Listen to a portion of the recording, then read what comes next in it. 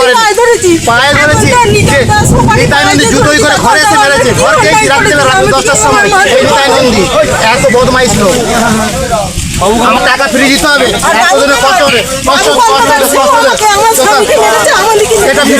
গোঘাটের শ্যামবাজারে প্রাক্তন উপপ্রধানের স্বামী নিতাই নন্দীর বিরুদ্ধে তোলাবাজির অভিযোগ তুলে তার বাড়ি ঘেরাও করে বিক্ষোভ দেখালেন এলাকার বাসিন্দাদের একাংশ। অভিযোগ, দীর্ঘদিন ধরে বিভিন্ন কাজে সাধারণ মানুষের কাছ থেকে জোরপূর্বক অর্থ আদায় করা হচ্ছিল। প্রশাসনের কাছে বারবার অভিযোগ জানিয়েও ব্যবস্থা না মেলায় ক্ষুব্ধ বাসিন্দারা রাস্তায় নেমে প্রতিবাদে সামিল হন।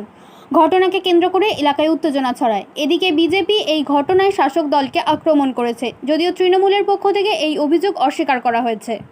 প্রতিটা দুর্নীতির সঙ্গে যুক্ত, এমনকি ও আমাদের এখানে যখন আমাদের বাড়ির ওখানে যখন উপপ্রধান ছিল আমাদের পাশের বাড়িতে, ও একটা জমি বা নালা ফয়সালা করতে যাচ্ছে। আমাদের দাদুদের আমলে একটা জমি যদি 5,000 টাকায় কিনা হয়েছে, ওনারা যাদের সঙ্গে আমাদের পাশের বাড়িতে ওই কাজল ঘোষ, শ্যামল ঘোষ, ওদের ছেলেদের সঙ্গে ওরা তৃণমূল করে, বলছে এই জমিটা তোমাদেরকে 5,000 টাকা দিয়ে দিতে হবে। আমার মা বাড়িতে আছে, বলছে এই জমিটা তোমাদেরকে দিয়ে দিতে হবে, নাহলে তোমরা এখানে থাকতে পারবে না। ওই নিতাই নন্দী বলে এসছে এবং আমার একটা এমনি যেটা জায়গা কিনা হয়েছে সেখানে ছাগল গরু যায়, সেখানে আমরা তাড়াই। একটা ছাগলকে কুকুরে ধরেছে, যে ছাগলটাকে মেরে খেয়ে দিয়েছে, মরে গেছে, রাস্তায় পড়ে আছে। সেদিন আমাদের গাজনের উত্তি খোলার পরের দিন আমার বাবা বেরিয়েছে ওই নিতাই নন্দী, ওই আপতা, অরুণ পাল, সত্যকে পাঠিয়ে দিল, বলছে ওরা ছাগলটাকে মেরেছে। আমার বাবাকে তুলে নিয়ে গেল। আমরা দুধ ব্যবসা করি, আমার বাবা সেই রাস্তাতে যাচ্ছে, আমার মা সেখানকে গেছে। ওই নিতাই নন্দী এমনকি সেখানকে লোক পাঠিয়ে আমার মাকে মারে, ওই আমার বাবাকে তুলে নিয়ে যায়, নিয়ে যে আমার মা হসপিটালে ভর্তি হয়। সেখান থেকে আমরা কেস করতে গেছি, বলছে ওখান থেকে গাড়িটা ঘুরিয়ে নিয়ে যায়, নাহলে তোর বাড়িটা এক্ষুনি চালিয়ে দেবো। ওই নিতাই নন্দী বলেছে। এমনকি আমার বাবাকে মধ্যে বস করেছে ওই নিতাই নন্দী, অরুণ পাল, সত্য এবং ওদের সঙ্গে আরও ওই আপতা এমন লোক আছে। আমার বাবাকে মধ্যে বস করে মারলো এবং পার্টিতে ওরাই আমাদের নামে ঘুরে কেস করলো। ওই নিতাই নন্দী 30,000 টাকা আমাদের কাছে ক্যাশ নিয়েছে, 30,000 টাকা নিয়েছে, জরিমানা 30,000 টাকা নিয়েছে ছাগলের কেসটাই। এবার যাদের ছাগলটাকে কুকুরে গেছে তারা এতদিনে বলছে দেখো ছাগলটা কুকুরে গেছে না, ওই নিতাই নন্দী আমাদেরকে পুরো কেস করা করেছে। ওই নিতাই নন্দী প্রতিটা সঙ্গে প্রতিটা কাজে দুর্নীতিতে আছে। ওর হচ্ছে ভালো মুখোশ, ও হচ্ছে রাস্তায় বেরোয়, যেমন কেউ জানেনি যে এমনভাবে মুখোশ নিয়ে বেরোবে, কিন্তু প্রতিটা দুর্নীতির সঙ্গে যুক্ত আছে। এমন কোনো কেস নেই যুক্ত নেই। একটা বাড়ির নালা করতে হবে, সেখানে 500 টাকা ঘুষ নেবে। একটা জব কার্ড করবে, ভুয়ো জব কার্ড করবে, সেখানে 2,500 টাকা, সে 2,500 টাকা নিয়ে ভুয়ো জব কার্ড করবে। এমনকি একটা লোক সব চেম্বার করবে, ওনার বাড়ির পাশে তো নালা করেছে, কেন আর নালা করার জায়গা নেই? হচ্ছে পুরো জনসাধারণের একটা আক্রোশ, জনসাধারণের বিক্ষোভের ফল। এখানে আমাদের বিজেপি পার্টি কোনোভাবে কোনো কর্মীও বা কার্যকর্তা কেউ যুক্ত নেই। আমি দেখলাম আপনাদের কাছে যে ছবিটায় নিতাই নন্দীর বাড়িতে যে একটা হামলা করতে গিয়েছিল, সেটা সম্পূর্ণ ওর প্রতিবেশী পাড়া থেকে এই জনসাধারণের একটা আক্রোশ, যে এতদিন 15 বছর ধরে একটা জমে থাকা আক্রোশের ফল। এতদিন ওই প্রকাশ ঘটাচ্ছে তারা। এতদিন চাপের পড়ে অনেকে মুখ খুলতে চায়নি, কিন্তু সরকার বদলের পর অনেকেই প্রতিবাদ জানাচ্ছেন। এখন স্বাধীন হয়েছে, এখন প্রাণ খুলে একটা হাসতে পারছে, সাধারণ মানুষ চারিদিকে ঘুরতে পারছে।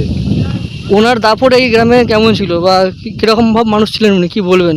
উনি নিজেকে একটা নিজের দম্ভ দেখিয়ে নিজের ক্ষমতার বলে অনেক কিছু করেছে। সেটা লিস্ট করতে গেলে অনেক লিস্ট উঠে আসবে, খাতা কলমে লিখে লিস্ট দেওয়া ছাড়া মুখে বলে লিস্ট পূরণ করা যাবে না। আমি একটাই কথা বলবো সর্বশেষ, যে তৃণমূল নেতা কর্মীদের, যে বিগত 15 বছর থাকায় ওনারা সাধারণ মানুষের কাছ থেকে যে অহংকার দেখিয়ে, দম্ভ দেখিয়ে যে টাকা পয়সা নিয়েছে, তারা আমাদেরকে কোনো লিস্ট বা কোনো হিসাব দেওয়ার প্রয়োজন নেই। কার কাছে নিয়েছে, কত নিয়েছে, আমাদেরকে জানানোর দরকার নেই। তো ওনারা তাদের সাথে কথা বলে মিটিয়ে নেই, তাদেরকে টাকা ফেরত দিয়ে দেয়, এতেই আমরা খুশি।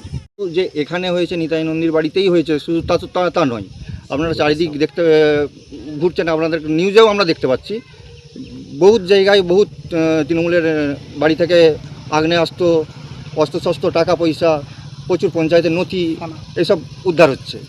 সেটা আপনারা, এটা জনসাধারণ বিচার করবে যে কি 15 বছর ধরে ওনারা কীরকম রাজত্ব চালিয়ে গেছে। ওরা জনসাধারণের কোনো উপকার করেছে শুধু নিজেদের প্রতিপত্তি। এই পোস্টার জনগণের রোষ, জনগণ এই পোস্টারের মাধ্যমে তাদের আক্ষোভ বিক্ষোভ জানাচ্ছে। এবং যে বাড়িতে পোস্টার পড়েছে নিতাই নন্দী, এই নিতাই নন্দী শ্যামবাজার অঞ্চলের যত দুর্নীতি আছে তার সঙ্গে যুক্ত, এবং বিশেষ করে গাছ দুর্নীতি এবং পঞ্চায়েতের সমস্ত রকমের যে ফান্ড আছে সেই ফান্ডের থেকে টাকা জালিয়াতি করা হয়েছে এবং তার সঙ্গে কোটি কোটি টাকা নিজেরা আত্মসাৎ করেছে। বাইরে গিয়ে কেউ জায়গা কিনেছে, বিভিন্ন প্রপার্টি বাইরে গিয়ে কেনা হয়েছে। এই মানুষ সবটা জানে, তাই মানুষের আজকের এই জনরোষ এই আকারেতে যাচ্ছে। বিজেপির যে উপনেতৃত্বে যে নির্দেশ ছিল এলাকা শান্ত রাখার, না হলে হয়তো এই বাড়িঘর আজকে থাকতো না, এই ভাঙচুর হয়ে যেত। আমরা চেষ্টা করেছি শান্তি বজায় রাখার, শান্তি বজায় আছে, কিন্তু মানুষের জনরোষকে কতদিন ঠেকিয়ে রাখা যাবে? ঠেকিয়ে রাখা যাচ্ছে না। তাই প্রশাসনের কাছে আমরা আবেদন করব, আপনারা এই দুর্নীতি খুঁজে বের করে, আমরা আমাদের মতো করে করছি, আপনারা আপনাদের মতো করুন, করে এদেরকে প্রশাসনের কাছে নিয়ে গিয়ে যথাযথ শাস্তি পায়, যেন এলাকাবাসী যেন এটা জানতে পারে যে একজন দুর্নীতিবাজ সে শাস্তি পেয়েছে। শ্যামবাজার অঞ্চলে যে আজকে বেল্লিয়া গ্রামে যে নিতাই নন্দীর বাড়িতে যে সাধারণ মানুষ যে বই প্রকাশ করেছে, আজকে সেই জায়গায় আমাদের দেখে আমাদের খারাপ লাগছে যে কাটবানি ও নিতাই নন্দী খেয়েছে। সেই নিতাই নন্দী পুরোটা জমি দালালি থেকে একবারে কাটবানি আবাস যোজনার ঘর এবং রাস্তাঘাট সমস্ত কিছু এর যে সাধারণ মানুষ বই প্রকাশ করেছে, যার জন্যে আমরা ধন্যবাদ জানাই এবং যে প্রশাসনকে জানাতে চাচ্ছি যে অবিলম্বে যেমন ওকে গ্রেপ্তার করা হয়, নিতাই নন্দীকে। আপনার নাম? আমার নাম অনিল কুন্ডু।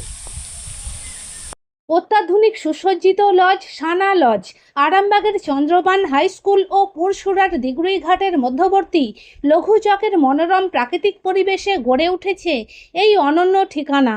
বিবাহ, অন্নপ্রাশন, এনগেজমেন্ট বা যে কোনো সামাজিক অনুষ্ঠানের জন্য সর্বাধুনিক ব্যবস্থায় প্রস্তুত সানা লজ। রয়েছে পর্যাপ্ত গাড়ি পার্কিং সহ আধুনিক সব পরিষেবা, সবই আপনার সাধ্যের মধ্যে। আজই বুকিং করুন আপনার স্বপ্নের অনুষ্ঠানের জন্য আপনারই পছন্দের ঠিকানায়। সানা লজ, দিগুড়িঘাট ও চন্দ্রবান হাই স্কুলের সন্নিকটে লঘু চকে। যোগাযোগ শাহনওয়াজ মোল্লা। Mobile number 9734754516, 9641092406।